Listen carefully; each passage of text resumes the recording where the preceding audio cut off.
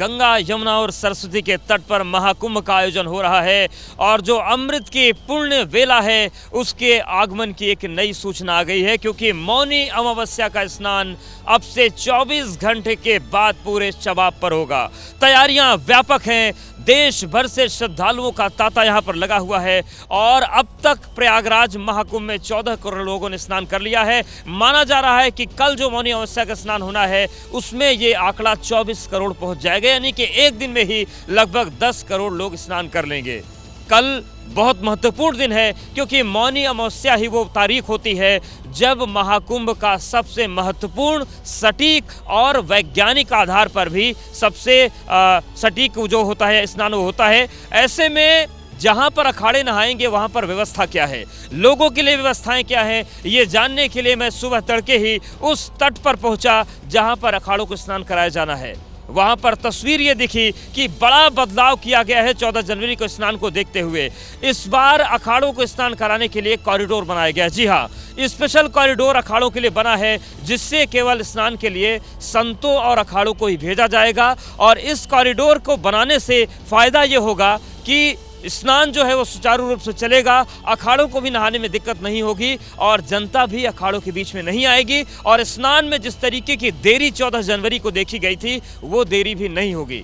तो चलिए आपको दिखाते हैं एबीपी न्यूज़ की वो एक्सक्लूसिव रिपोर्ट, वो एक्सक्लूसिव कॉरिडोर की तस्वीरें जहां तक अभी तक कोई न्यूज़ चैनल नहीं पहुंचा है। वो तस्वीरें हम आपको सबसे पहले दिखा रहे हैं कि कैसे कल का स्नान भव्य होगा, सुरक्षित होगा और अखाड़ों के लिए वैभवशाली होगा।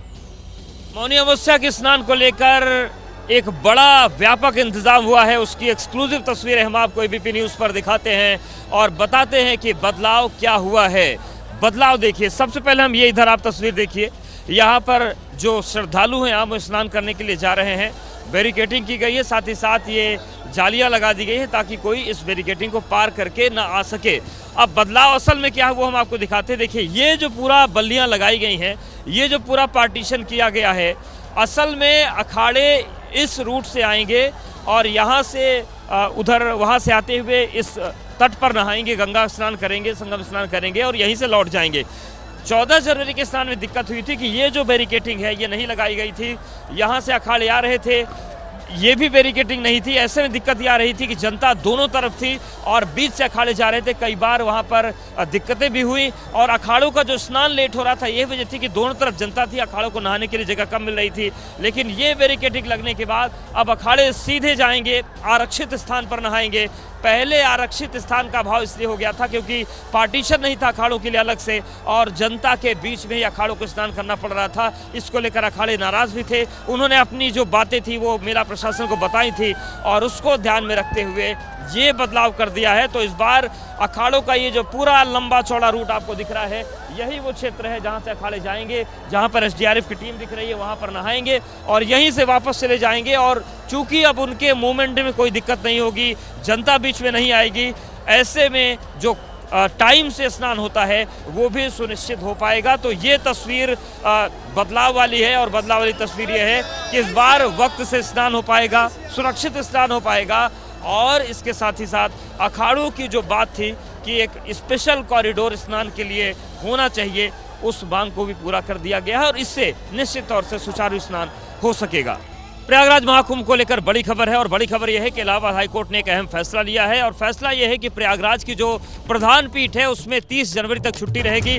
असल में यह फैसला इसलिए लिया गया है क्योंकि भारी भीड़ प्रयागराज महाकुंभ के चलते हो रही है और 30 तारीख तक इसीलिए प्रधान पीठ में छुट्टी रहेगी। जो बार एसोसिएशन है उसने भी इस बात की मांग हाईकोर्ट से की थी कि छुट्टी की जाए, क्योंकि जो पूरा इलाका है हाईकोर्ट के आसपास का वो श्रद्धालुओं से पटा रहता है, पूरे शहर में जाम की स्थिति बनी रहती है। तो अब हाईकोर्ट ने फैसला किया है कि जो पीठ है प्रधान वो छुट्टी रहेगी। और इन सब के बीच आपको अब हम तस्वीरें दिखाते हैं कि किस तरीके से प्रयागराज कुंभ जगमगा रहा है, किस तरीके से यहाँ पर रौनक है और मौनी अमावस्या के लिए किस तरीके से बड़ी संख्या में श्रद्धालु पहुँच रहे हैं। कपकपाती ठंड के बीच भी रात में श्रद्धालुओं का आने का सिलसिला चल रहा है। पूरी इस तस्वीर का जायजा लिया हमारे सहयोगी विशाल पांडे ने, उनकी रिपोर्ट देखते हैं।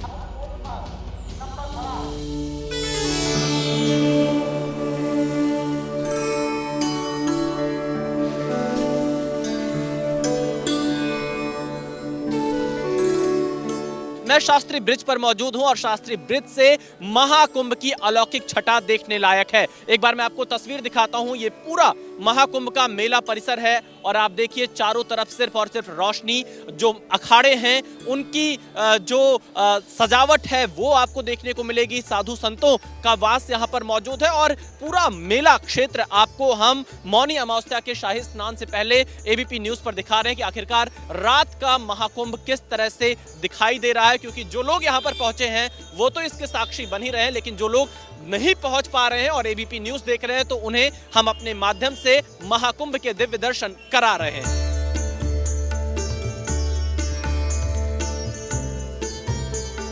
कहां से आई हैं आप? हम लोग महाराष्ट्र से आए। कैसा लग रहा है महाकुंभ, क्या कहना चाहेंगी? बहुत अच्छे है, धन्यवाद योगी जी का जो उन्होंने सनातन धर्म के लिए इतना अवेयरनेस लाया। महाकुंभ का पर्व का आयोजन जो किया है बहुत बढ़िया किया है योगी जी ने। पब्लिक बहुत आ गई, कंट्रोल करना बहुत मुश्किल है, फिर भी जो प्रयागराज के लोग हैं या जो भी है वो लोगों ने प्रशिक्षण देके और बहुत से सुविधा उपलब्ध की है।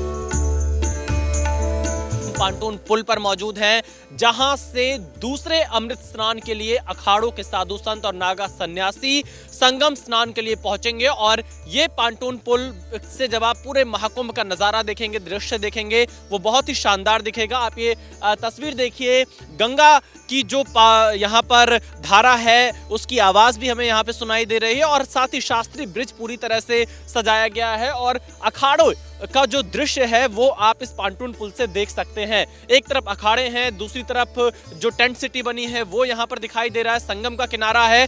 कुल मिलाकर आप ये देखिए, चारों तरफ जहां जहां आपकी नजर जाएगी हर तरफ आपको कुंभ का एक अलग नजारा देखने को मिलेगा।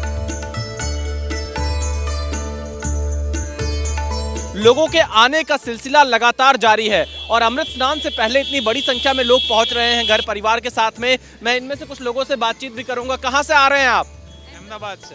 अहमदाबाद से। स्नान हो गया? हाँ कंप्लीट, बहुत अच्छा हुआ। अच्छा, एकदम। तो कब के आए आप यहाँ पर?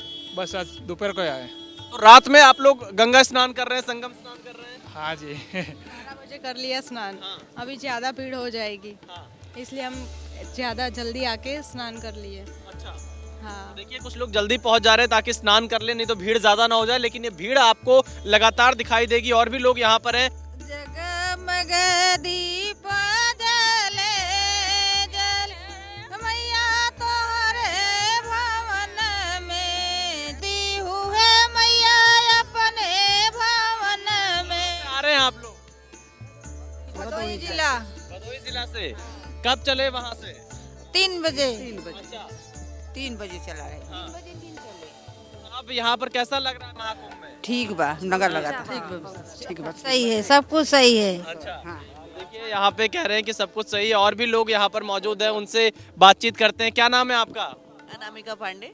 अनामिका जी, कैसा लग रहा है महाकुंभ में आकर अमृत? बढ़िया, भव्य कुंभ।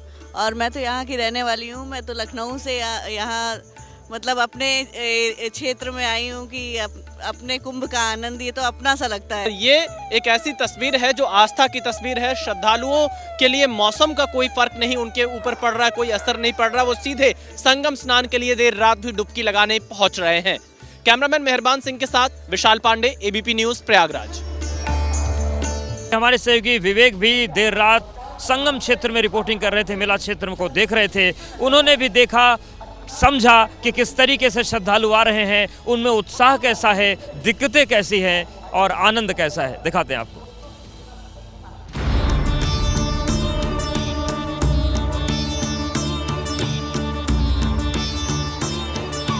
आप देखें तो पीछे जो श्रद्धालुओं की जो संख्या है, जो हुजूम है, वो बड़ी संख्या में आपको यहाँ पर दिखाई देगा। बड़ी संख्या में जो श्रद्धालु हैं उनका लगातार संगम तक पहुँचना जारी है। महाराष्ट्र मुंबई बोरीवली से आए हैं। अभी आप कितना दूर से पैदल चल रहे हैं? हम तकरीबन 10 किलोमीटर चल के आ चुके हैं अब तक। लेकिन चेहरे पे कोई शिकन नहीं है। क्यों शिकंद होनी चाहिए? ये हमारी आस्था का प्रश्न है। हम इसके लिए 15 किलोमीटर नहीं 20 किलोमीटर भी चलेंगे। 15 किलोमीटर दौड़ के आ सकते हैं। और बड़ी पार्वती पते हर हर महादेव।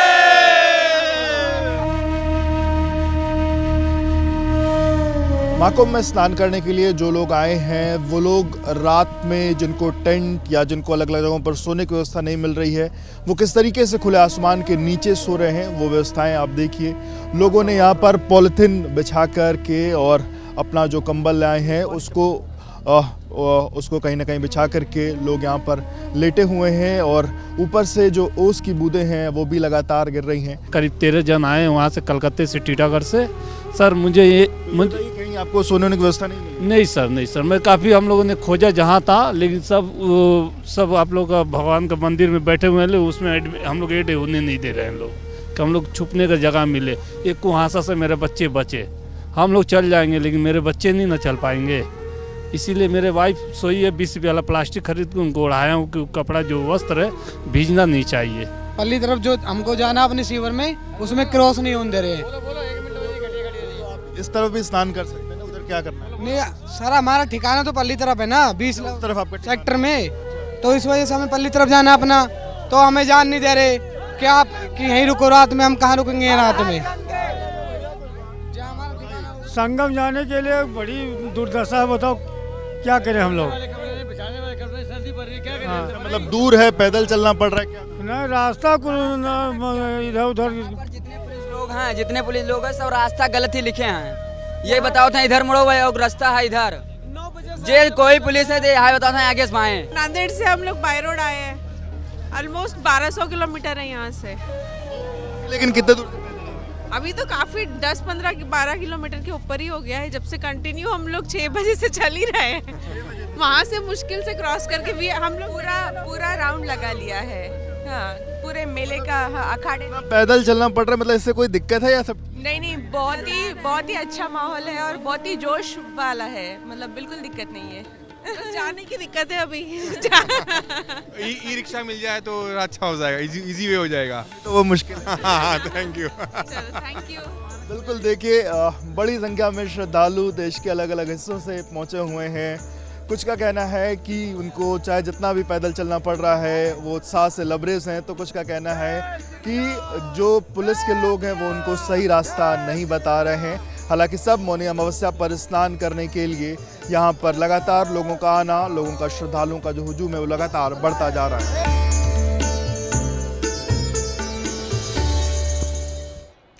तो कल मौनी अमावस्या का स्नान है और इसको लेकर तैयारियां चल रही हैं और ये भी अनुमान लगाया जा रहा है कि मौनी अमावस्या के मौके पर श्रद्धालुओं के सैलाब का रिकॉर्ड फिर से टूटेगा।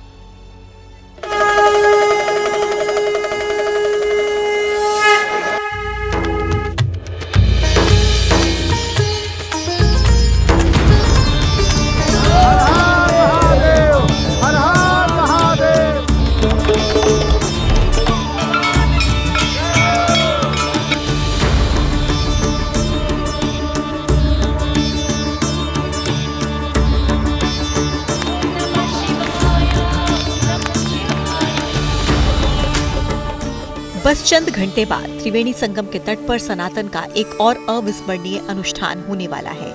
महाकुंभ का दूसरा अमृत स्नान होने वाला है।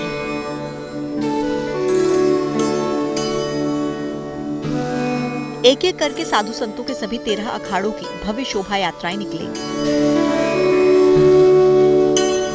जोरदार जयकारों के बीच घोड़ों पर, रथों पर सवार साधु संतों के आध्यात्मिक वैभव को दुनिया एक बार फिर से देखेगी।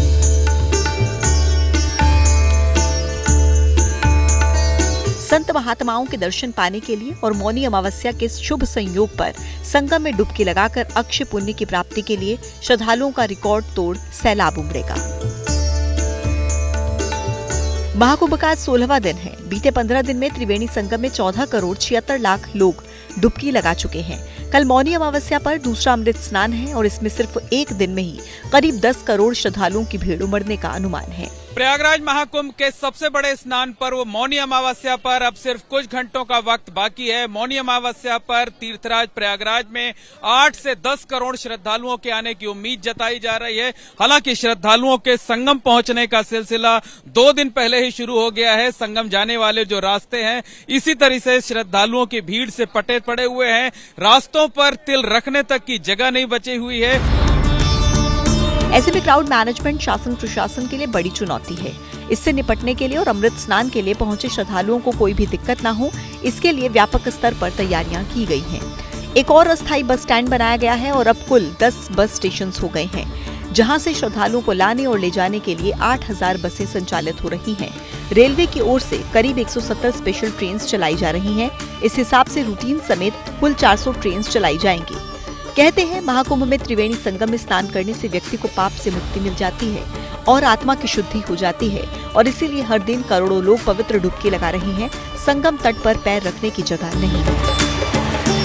ये जो हुजूम आ रहा है, ये सारे लोग संगम जाना चाहते हैं और कुछ लोग संगम से स्नान करके आ रहे हैं और यही पूरी मुहिम चल रही है।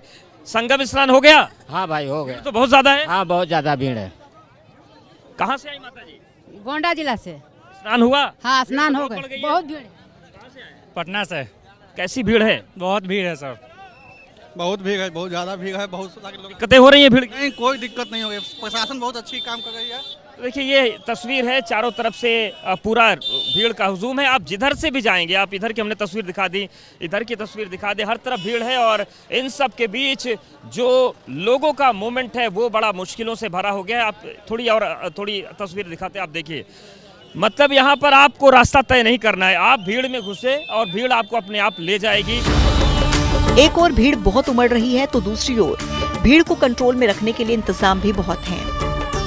महाकुंभ क्षेत्र में इस वक्त सेक्टर 1 में हम मौजूद हैं और ये होल्डिंग एरिया अगर आप देखेंगे तो ये ज़िगज़ैग पोजीशन में ये होल्डिंग एरिया बनाया गया है, जहां पर अगर संख्या बढ़ती है तो लोगों को इस होल्डिंग एरिया से निकाला जाएगा, जिससे जो भीड़ है वो नियंत्रित हो सके और लोग एक सही दिशा में अपना जो स्नान है उसको करने के लिए उस दिशा में जा सके। स्नान करने के लिए 12 किलोमीटर में बने घाटों तक श्रद्धालु 1 से 2 किलोमीटर पैदल चलकर ही पहुंच सकते हैं। सहूलियत के लिए कुल 102 पार्किंग की व्यवस्था की गई है, जहां श्रद्धालु गाड़ी खड़ी कर सकते हैं और उसका ब्यौरा यूपी पुलिस ने सोशल मीडिया पर भी पोस्ट कर रखा है।